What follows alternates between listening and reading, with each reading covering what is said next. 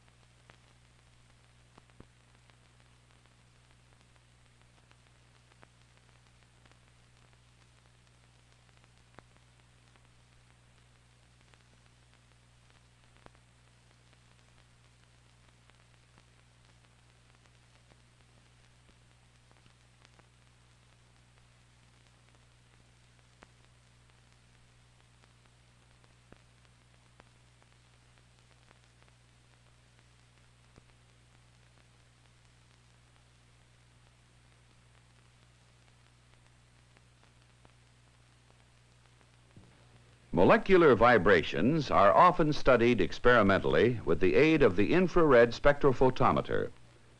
The molecules of a gas in an absorption cell will absorb certain frequencies from an infrared beam, depending upon their particular structures and modes of vibration.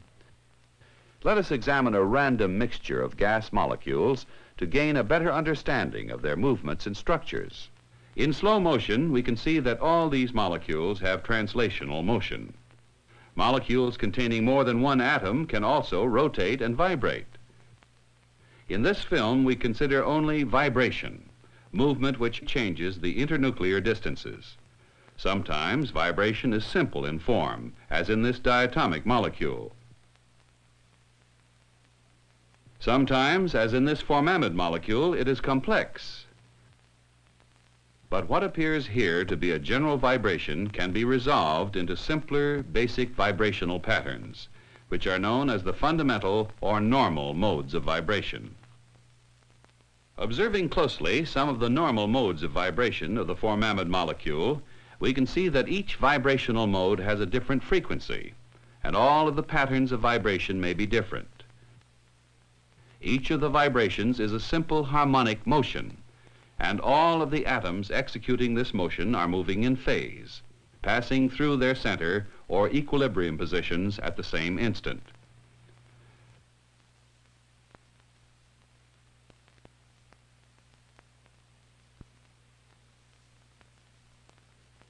The number of possible modes of vibration a molecule may have is determined by the number of atoms it has.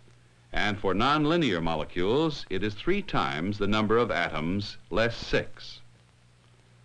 Let's see how this result is derived. First, in order to get the location of an atom in space, it is necessary to specify its 3 coordinates.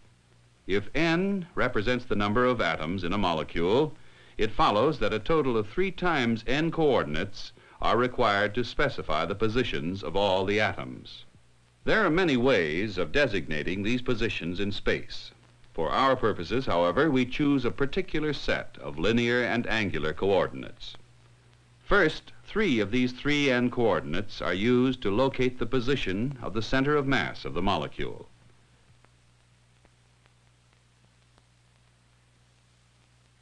Next, we require 3 angles to specify the orientation of any nonlinear molecule. 1, 2, 3. Thus, 6 coordinates are needed to establish both the position and orientation of the molecule. 1, 2, 3, 4, 5, 6. Since we know it takes a total of 3n coordinates to specify the positions of all its atoms, the remaining coordinates, therefore, locate each atom with respect to the others in the molecule. One such set of internal coordinates in the water molecule includes the 2 hydrogen-oxygen bond lengths and the angle between them. Now, the positions and orientation of the molecule, as well as the relative positions of the atoms within the molecule, are continually changing. The total motion may be described in terms of these 3n coordinates, while the internal motion or vibration alone is specified by these 3n minus 6 coordinates. It is possible to find a set of 3n-6 coordinates such that the complex vibrational motions may be resolved into 3n-6 simple harmonic motions called normal modes of vibration. Therefore, in all nonlinear molecules, there are 3n-6 normal modes of vibration. Since the water molecule contains 3 atoms, it has 3 normal modes of vibration: an asymmetric stretching motion, another motion which is symmetric stretching and partly bending of the molecular bond, and a third motion which is mostly bending. The frequency of each of these modes of vibration is determined by the masses of the nuclei of the atoms and the strength of the bonds between them. In heavy water, for example, the frequencies are lower because the deuterium atoms have greater mass than the hydrogen atoms. For any linear molecule, such as this one of carbon dioxide, the formula for the number of normal modes becomes 3n-5, because only 2 angles are necessary to specify its orientation in space. 1, 2. The third angle is unnecessary because neither infrared light nor ordinary collisions impart any rotation around the long axis of a linear molecule.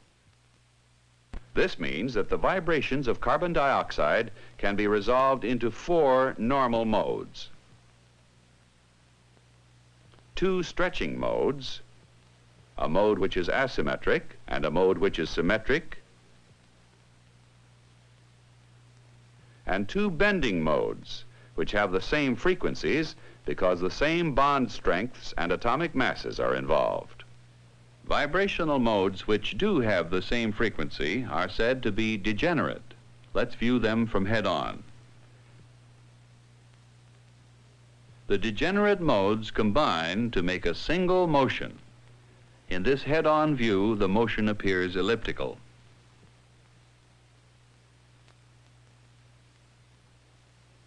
Next, let us examine methane, which has 5 atoms, to determine its modes of vibration.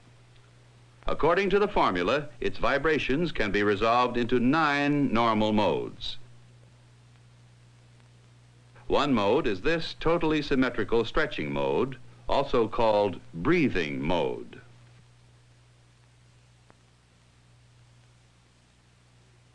When we examine its next 2 modes of vibration, we find that because of the symmetry of methane, their frequencies are the same.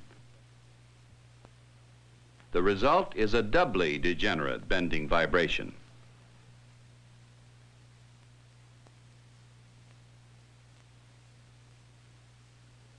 When we look at the next 3 modes, we find that since the masses and forces are identical, these modes combine to give a triply degenerate vibration. This is the asymmetric stretching vibration of methane.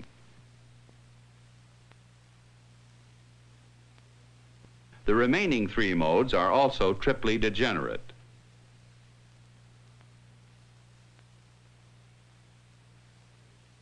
This is the triply degenerate bending vibration of methane. So we see that though methane vibrations can be resolved into 9 normal modes, there are only 4 frequencies of vibration that are different. Therefore, methane is a good example of a degenerate system.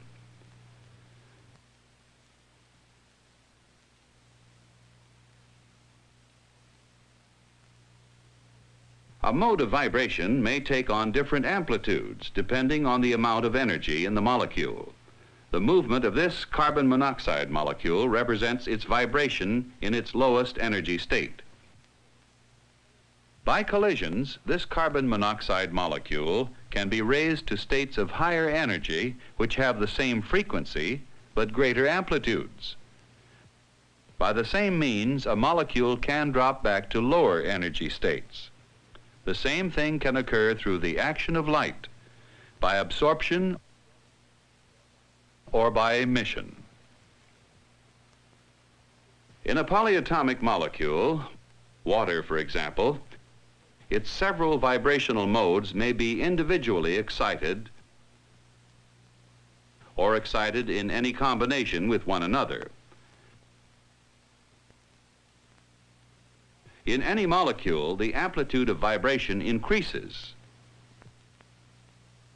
and also decreases by distinct jumps, because vibrational energy is gained or lost only by definite quanta. Therefore, a molecule can possess only certain discrete levels of energy. When a molecule absorbs energy to increase its vibrational level, it generally absorbs light of the same frequency as one of its normal modes. So, by measuring the frequencies of light absorbed, the frequencies of its several normal modes of vibration are measured. From these vibrations, we derive information regarding energy levels and strengths of chemical bonds. Certain vibrational frequencies are characteristic of certain chemical bonds and serve to reveal their presence in complex molecules. Raman spectra, nuclear magnetic resonance, and microwaves also reveal the details of molecular structure, but clues to the structure of many important compounds, penicillin for example, have been furnished by the infrared measurement of their molecular vibrations.